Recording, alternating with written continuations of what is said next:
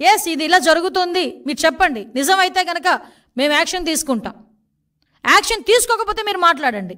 అంతేగాని ఒక వర్గ విభేదాల మధ్యలో జరిగిన వినుకొండ ఇష్యూని బేస్ చేసుకొని ఈరోజు ఒకసారి అక్కడికి వచ్చి కూర్చొని నేను నాకు నోటుకు వచ్చినట్టు మాట్లాడతానని మాట్లాడి దాన్ని ప్లాట్ఫామ్ కింద తీసుకొని జగన్మోహన్ రెడ్డి ఉండుంటే వసతి దీవెన వచ్చేది. అరే అసలు నువ్వు ప్రమోషన్ ఏంటి నాకు అర్థం కాదు. జగన్మోహన్ రెడ్డి వచ్చింటే వసతి దీవెన వచ్చేది, జగన్మోహన్ రెడ్డి వచ్చింటే అది వచ్చేది, జగన్మోహన్ రెడ్డి ఇది వచ్చేది అని నువ్వు ఒక ప్లాట్ఫామ్ క్రియేట్ చేసుకుని దాని దగ్గర మాట్లాడడానికి ప్రయత్నం చేస్తున్నావు తప్పించి నిజంగా ఒక కన్సెంట్తో మాట్లాడే పరిస్థితి ఎక్కడ కూడా కనిపించలే. అంత దూరం వచ్చావు, ఫోటోలు చూపించావు, అది చేసావు ఇది చేసావు, నీ నాయకుడు అంటున్నావు, నీ కార్యకర్త అంటున్నావు, నీ దగ్గర బోల్డ్ ఆస్తుంది, రూపాయి ఎందుకు ఇవ్వలేకపోయావు? తోట చంద్రయ్య చనిపోయినప్పుడు ఆర్థిక సహాయం చేయలేదు తెలుగుదేశం పార్టీ. నాకు తెలిసి 25 లక్షలు 30 లక్షలు ఇచ్చారు, ఇంకెక్కువ ఇచ్చినట్టున్నారు, దగ్గర ఎక్కువ ఇచ్చారు.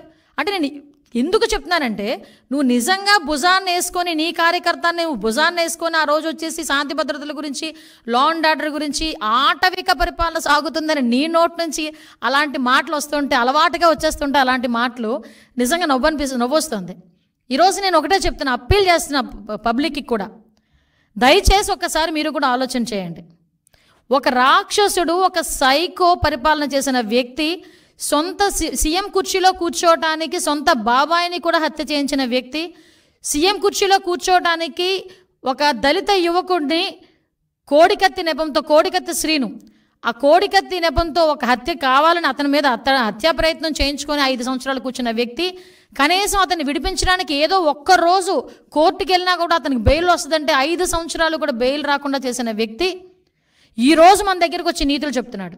మళ్ళీ సీఎం కుర్చీలో కూర్చోడానికి గులకరాయి వేషాలు వేశాడు. అవన్నీ కూడా ప్రజలకు తెలిసినాయి. అఫ్కోర్స్ అదృష్టం కొద్దీ అది ఎవరు కూడా నమ్మలేదు. ఒక సొంత బాబాయిని హత్య చేసినప్పుడు, హత్య చేయించిన వ్యక్తిని అవినాష్ రెడ్డిని ఈ తప్పు చేసుండకపోవచ్చు, నాకు తెలిసి చేసుండకపోవచ్చు అని ఒక వ్యక్తిని, అనుమానాస్పదంలో ఉన్న ఒక వ్యక్తి గురించి ఒక సీఎం పొజిషన్లోని ఒక స్టేట్మెంట్ ఇవ్వగలిగాడంటే అతని తాలూకా సైకో నేచర్ ఒకసారి ఆలోచించండి. అలాంటి వ్యక్తి సొంత చెల్లి ఈరోజు నాకు న్యాయం చేయండి అని వివేకానంద రెడ్డి సొంత బాబాయ్ హత్య చేస్తే న్యాయం చేయండి అంటే 5 సంవత్సరాల్లో కనీసం ఒక స్టెప్ ఫార్వర్డ్ అవ్వలే. పాపం ఆ అమ్మాయి బయటకు వచ్చి, పాపం సునీతమ్మ బయటకు వచ్చి మళ్ళీ సిబిఐ ఎంక్వైరీ వేసుకొని ఢిల్లీ చుట్టూ తిరిగి నాకు ప్రాణాపాయం ఉంది, నన్ను రక్షించండి మొర్రో అని ఢిల్లీ నడివీధుల్లో నీ రక్తం పంచుపుట్టుకుని ఒక సొంత చెల్లి మాట్లాడింది. నువ్వు ఈరోజు ఆటవిక పరిపాలన గురించోనో లేకపోతే ఇలాంటి మాటలు మాట్లాడి లా అండ్ ఆర్డర్ గురించి 45 రోజులకే స్టేట్మెంట్లు ఇస్తున్నావు, ఢిల్లీలోకి వెళ్ళి కూర్చొని ధర్నా చేస్తున్నావు. ఎస్ రా, నేను వస్తాను ఢిల్లీ. నువ్వేం చేసావు 5 సంవత్సరాల్లోని 45 రోజుల్లో మేమేం చేసావు మేము చెప్పుకుంటాం. వివేకానంద రెడ్డి హత్య గురించి చెప్పానంటే ఢిల్లీలో కూర్చొని ఈరోజు ఎంతమంది ఆత్మహత్యలు జరిగినాయి, ఎంతమంది హత్యలు జరిగినాయి, మా వాళ్ళ మీద ఎంతమంది మీద అఘాయిత్యాలు జరిగినాయి, టీడీపీ వాళ్ళ మీద, టీడీపీ ఆఫీస్ మీద దాడి జరిగింది, దాని గురించి మాట్లాడమనండి. సీఎం చంద్రబాబు నాయుడు గారి ఇంటి మీద, ఎక్స్-సీఎంగా ఉండేటప్పుడు చంద్రబాబు నాయుడు గారి ఇంటి మీద దాడి జరిగింది, దాని గురించి మాట్లాడమనండి. చంద్రబాబు నాయుడు గారు అమరావతి చూడటానికి వెళ్తే రాళ్ళు విసిరితే భావ స్వేచ్ఛ ప్రకటన ఆ రోజు. ఈరోజు ఆటవిక పరిపాలన.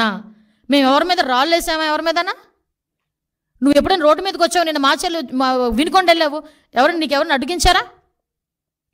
ఆఖరికి మొన్న ఎవరిని ఆ పిన్నెల్లి అతన్ని తీసుకెళ్ళి పరామర్శించడానికి జైలుకి వెళ్ళావు, ఎవరిని అడ్డగించారా?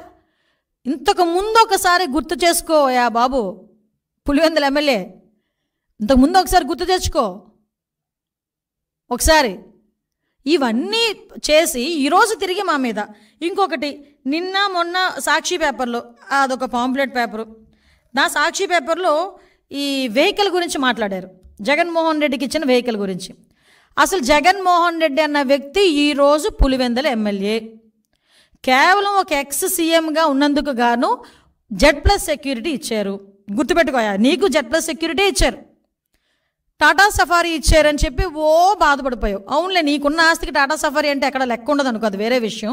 కానీ 2019లో నువ్వు సీఎంగా ఎక్కిన తర్వాత అప్పుడు ఎక్స్-సీఎం అయిన చంద్రబాబు నాయుడు గారికి, అప్పటికి 14 సంవత్సరాల ముఖ్యమంత్రి అయిన వ్యక్తి, అటువంటి వ్యక్తికి నువ్వు ఇచ్చింది టాటా సఫారీయే.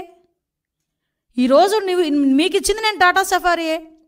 ఆ టాటా ఎలాగోలాగా గవర్నమెంట్ మీద బురద చల్లాలనే ఉద్దేశంతో ఈరోజు ఇది చేసే ప్రయత్నం ఇది. అంటే వెహికల్ కూడా సరిగా ఇవ్వలేదని ప్రజల్లో ఒక క్రియేట్ చేయడానికి నువ్వు చేసిన ఒక డ్రామా ఇది. ఆ రోజు చంద్రబాబు నాయుడు గారికి ఇంకో విషయం చెప్పనా, ఆ రోజు చంద్రబాబు నాయుడు గారికి నువ్వు ఇచ్చింది టాటా సఫారీ, ఈ రోజు కూడా ఒక సీఎంగా ఉన్న వ్యక్తి హైదరాబాద్ వెళ్ళినా ఢిల్లీ వెళ్ళినా టాటా సఫారీ ఎక్కుతారు, బుల్లెట్ ప్రూఫ్ కారు. ఒక ఎక్స్సీఎంగా నీకు ఒక bullet proof car Tata safari ఇచ్చారు. నీకు ఎక్కడ తక్కువ చేశారు? నీకు నచ్చలేదు. ఎందుకు నచ్చలేదు? బయట ఉన్న ప్రజల్ని కనిపించట్లేదు, నీ ఎక్స్ప్రెషన్స్ కనిపించట్లేదు, నీలో నా మహా నటుడు కనిపించట్లేదు. నువ్వు బాధపడిపోయి నువ్వు వేరే కారు ఎక్కావు. నువ్వు వేరే కారు ఎక్కినా కూడా బీపీ కార్ వెనకాతలు వచ్చింది, నీ వెనకాతలు తిరిగింది. అది ఎక్కడ కూడా ప్రోటోకాల్ కూడా వైలేట్ చేయలేదు, నీకెక్కడ కూడా సెక్యూరిటీ తగ్గించలేదు, నిన్నెక్కడ కూడా ఇబ్బంది పెట్టలేదు, నీ ఇంటి మీదకి ఎవడు దాడికి రాలేదు, నువ్వు ఎక్కడికైనా వెళ్తానంటే పోలీసులతో తాడులు కట్టలేదు. సో ఎక్కడ ఆటవిక పరిపాలన జరిగిందో ఒక్కసారి నువ్వు నేను చర్చించుకోవాలి. ఈరోజు ఈ సిచ్యువేషన్స్ అన్నిటి గురించి కూడా నువ్వు వెళ్తున్నావు. సెక్యూరిటీ విషయంలో గురించి చూద్దాం. అసలు యాక్చువల్గా సెక్యూరిటీ రివ్యూ కమిటీ అని చెప్పి ఎస్ఆర్సీ అని ఒకటి ఉంటుంది, అందులోనే ఐబీజీఐడి రెండు ఉంటాయి. వాళ్ళు ఫిక్స్ చేస్తారు అంత ఎవరికి ఎలాంటి సెక్యూరిటీ కావాలి, ఎవరికి ఎలాంటి సెక్యూరిటీ ఇవ్వాలి అనేది వాళ్ళు ఫిక్స్ చేస్తారు. సో వాళ్ళు ఫిక్సేషన్ ప్రకారం కూడా నువ్వు వెహికల్ ఎక్కావు, నీకు బీపీ వెహికల్ నీకు పంపించారు, సఫారీ పంపించారు, అది దిగిపోయావు. నీకు థ్రెట్ లేదా? రేపు పొద్దున్న ఏం చేస్తావు? ఎవడో నీ మనిషి ఏదో రాయి విసిరించుకుంటావు. నీకు అలవాటు కదా గులకరాలతో ఆడుకోవడం, కోడికత్తులతో ఆడుకోవడం. ఒక రాయి విసిరించుకుంటావు, అదిగో చంద్రబాబు నాయుడు గారు చేయించారని చెప్పి మళ్ళీ మాట్లాడడానికా? మరి ఎందుకు బీపీ కారు నువ్వు దిగావు? నీకు థ్రెట్ లేదనా? బీపీ కారు ఎందుకు దిగాల్సి వచ్చింది? నీ కారు ఎందుకు ఎక్కాల్సి వచ్చింది? అంటే ఏదో రకంగా గవర్నమెంట్ మీద బురద జల్లాలి.